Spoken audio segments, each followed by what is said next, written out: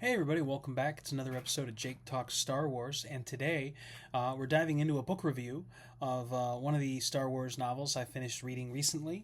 I finished rereading recently Heir to the Jedi by Kevin Hearn. This is a Star Wars novel. It was published back in 2015, and it has a pretty interesting history. I was actually pointed to this history by one of my a commenter on Threads when I posted about finishing this book last week on Threads, and they told me that this book was actually supposed to be part of the old expanded universe. It was supposed to be part of the Empire and Rebellion series in the old expanded universe that started in 2013, and this was the last book of that series. But it kind of was meant to be published right on the cusp. It was finished in 2014, I believe, and set for a 2015 release date. And so I guess that the story group and Del Rey Books and everything kind of got together and they reviewed it and said, well, nothing in this book really goes against what we have planned in canon going forward. So they decided to allow this book to be published as one of the first books in the new canon novels. This was published in 2015. Star Wars canon was reset in 2014 when Disney acquired Star Wars. So this is one of the first official canon novels to be published in 2015, which is kind of neat. But it's a neat story. I really like the story. It's a small story, right? That's something worth noting. It is a small story. I dare use the word intimate. It's an intimate story. It's written from Luke's perspective. It's like a first person story from Luke's perspective. So you are seeing this story through the lens of Luke Skywalker. It is set after the Battle of Yavin, but before they are camped out at Hoth, right? So they're kind of living in the fleet at this point. So before the Battle of Yavin, after the Battle of Yavin, before the Battle of Hoth, they don't even have the Hoth base yet. So they're literally living in starships, living on spaceships at this point. So I like it because what we see is Luke kind of going on missions. He's going on missions for the Rebel Alliance, and he talks about that a little bit in the book. He talks about how I'm just a guy. I go where they send me. I do what they tell me to do.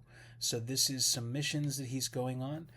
He is trusted with some pretty sensitive missions. We see him go on a couple different missions in this before his larger mission starts. And all the while, he's trying to learn and hone and focus what he has learned from Obi-Wan, and hoping to continue his journey as a Jedi Knight towards becoming a Jedi Knight. Right? He's hoping to continue that journey towards becoming a Jedi Knight, which again, very, I think it's ripe ground for storytelling. I think it's interesting, especially in these times where he's on his own.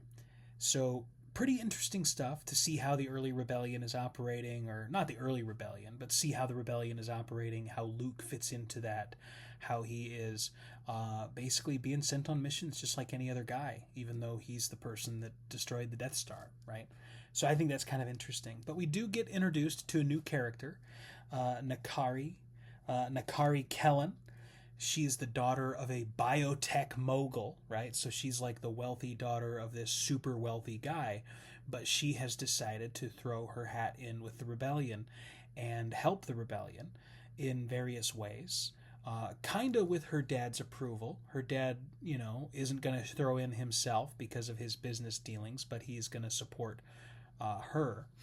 And so support her in doing this, which I think is interesting. So Nakari and Luke are going to go on these missions. They're going on missions to investigate different planets. And it's kind of a twofer, right? They're investigating the planets for Nakari's father to learn about biotech potential. They're also investigating the planets to see, since they're really remote, they're isolated, they're this, they're that, see if they'll be good for a rebel base. So it's kind of a twofer. They're using that as cover to investigate these places, which is neat. So yeah, they're kind of getting sent on these missions together on Nakari's ship, the Desert Jewel, which is an interesting ship. It's a neat ship to read about and learn about as we go. But the relationship between Nakari and Luke is also really, really interesting because they're about the same age. They end up having kind of romantic feelings eventually. But Nakari is super interested in Luke as a person and super interested in what he's doing to learn how to be a Jedi. And she ends up helping him a lot, not by teaching him anything. You know, she can't teach him anything, but she's so encouraging and so calming that it really helps Luke practice and hone what he has learned prior to this. So that's really interesting, and like kind of their journey together and the way the Force works, the way that Luke is starting to feel the Force is super interesting in this book as well. So I really like how we focus on this more intimate story between Luke and like a few other individuals. They end up rescuing a cryptographer. You know, we have our final action sequence at the end of the book that kind of brings us to our conclusion. But it's all very intimate. It's just a few characters at a time. It's a smaller story, and it's a really neat story. It's a great read. It's only 200 and some odd pages. I blew through it in a few days. I read it when it originally released back in 2015, and then I hadn't picked it up again since then. But after rereading it, it's a great read. Blew through it in a couple of days, like I said. So definitely worth your time if you're looking for a Star Wars novel to check out. Definitely worth your time, especially for early canon novels, new canon novels, I should say. So definitely worth your time, definitely worth checking out. I encourage you to do so. And remember, may the Force be with you.